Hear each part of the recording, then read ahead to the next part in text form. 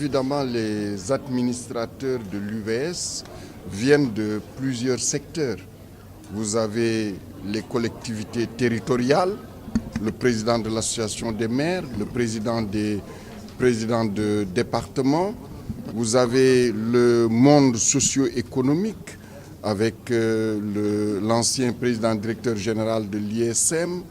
Vous avez le président d'Optique qui est du numérique. Vous avez nos partenaires des différents ministères, l'éducation nationale, la formation professionnelle, les télécoms, l'économie numérique. Vous avez la gouvernance locale et vous avez aussi le ministère de l'économie, des finances et du plan. Et vous avez les internes, à savoir les personnels administratifs, techniques et de services, les personnels d'enseignement et de recherche, les étudiantes et les étudiants de l'université virtuelle. Vous avez aussi des personnalités extérieures même au Sénégal. Nous avons M. Aliou Sall, qui est un Sénégalais éminemment reconnu à travers le monde, qui nous vient d'Afrique du Sud et qui est aussi membre du CA. Les administrateurs ont un rôle important qui est d'adopter le plan stratégique de l'université virtuelle du Sénégal, d'adopter la feuille de route du recteur, de faire aussi la reddition des comptes, de voter le budget de l'UVS et d'aider l'UVS évidemment à la mise en œuvre de ses orientations. Vous savez que l'UVS, c'est l'enseignement, c'est la formation, c'est la recherche, c'est l'innovation, c'est le service à la communauté. Et dans le service à la communauté, l'UVS a des activités, je dirais, qui sont un peu particulières. L'UVS gère ce qu'on appelle les espaces numériques ouverts, qui sont des lieux de formation, mais aussi des lieux dans lesquels nous avons par exemple des salles de télémédecine, donc des lieux qui sont pour le ministère de la Santé et de l'Action sociale. Mais l'UVS aussi a pour mission de former, et l'UVS va former aussi tout Sénégalais qui a envie d'acquérir une compétence, d'acquérir un certificat. L'UVS se fera un point d'honneur de mettre une formation à sa disposition. Mais les ENO, l'UVS aussi, c'est une plateforme entrepreneuriale.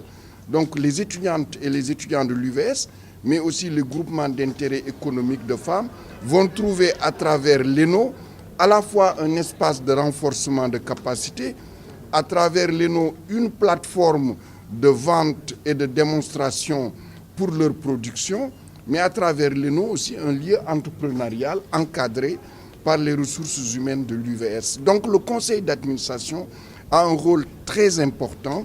C'est aussi le lien entre l'UVS et le monde socio-économique, le lien entre l'UVS et la société.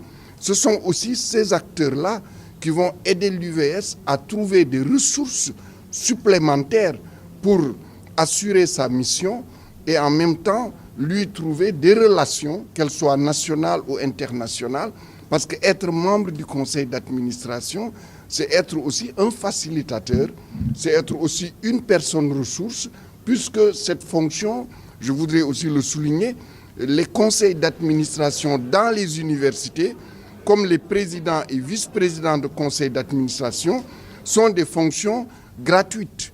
C'est-à-dire qu'on ne reçoit pas de salaire parce qu'on est président de conseil d'administration ou vice-président dans les universités du Sénégal. Nous sommes en contact régulier avec les institutions et surtout les structures qui réunissent les établissements privés d'enseignement supérieur, qu'il s'agisse du CEPES, qu'il s'agisse de la conférence des grandes écoles, qu'il s'agisse de la FEPES. Et nous travaillons avec ces institutions qui apportent leur contribution à la résolution de la question de l'accès à l'enseignement supérieur.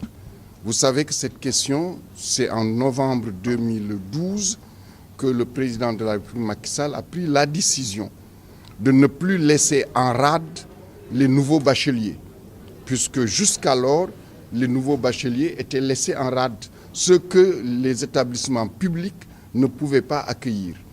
Et cela a permis à beaucoup de jeunes Sénégalaises et de jeunes Sénégalais à accéder à l'enseignement supérieur et les frais sont soutenus par l'État du Sénégal. L'État du Sénégal poursuit cette politique. Aujourd'hui, c'est vrai, avec les contraintes qu'a le ministère de l'Économie et des Finances, il n'a pas été jusqu'à présent possible d'apurer l'ensemble de la dette.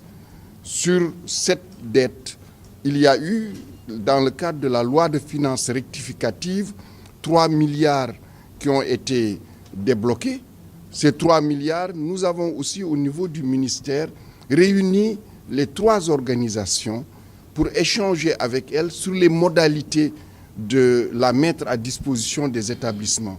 Et c'est à travers un consensus que cela a été fait et les engagements ont été faits, sont aujourd'hui au niveau du ministère de l'Économie et des Finances en attendant que ces bons soient libérés et que nous allons aussi rencontrer ces organisations qui sont réunies maintenant en un collectif unique, les rencontrer, échanger avec elles sur les modalités d'apurement de cette dette et aussi sur les perspectives pour 2018-2019. L'État du Sénégal, l'intérêt de l'État du Sénégal, parce que c'est l'État qui l'a fait, c'est le président Macky Sall qui l'a fait. Il n'y était pas obligé. Je pense que c'est important de le souligner. Parce que quand il y a un problème, on le met en exergue. Quand le problème est résolu, on se tait. Avant 2012, tous les bacheliers qui n'étaient pas dans les établissements publics d'enseignement supérieur, mais ils manifestaient à l'UCAD. Et quand ils sont fatigués, ils s'arrêtent.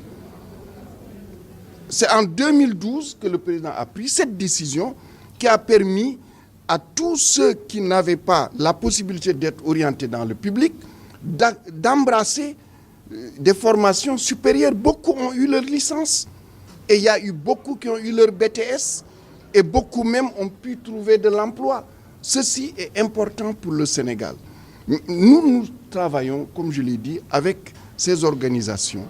Nous allons aussi recevoir les étudiantes et les étudiants des établissements privés d'enseignement supérieur envoyés par l'État au niveau de ces établissements pour échanger avec eux. Moi, je suis convaincu qu'il y aura une solution à ce problème parce que c'est de l'intérêt du Sénégal, qu'il s'agisse du gouvernement, c'est de l'intérêt des établissements privés d'enseignement supérieur parce qu'il faut souligner que l'envoi de ces étudiants, c'est quand même une bouffée importante en ressources pour permettre à ces étudiants d'être encore, à ces établissements, d'être encore plus compétitifs.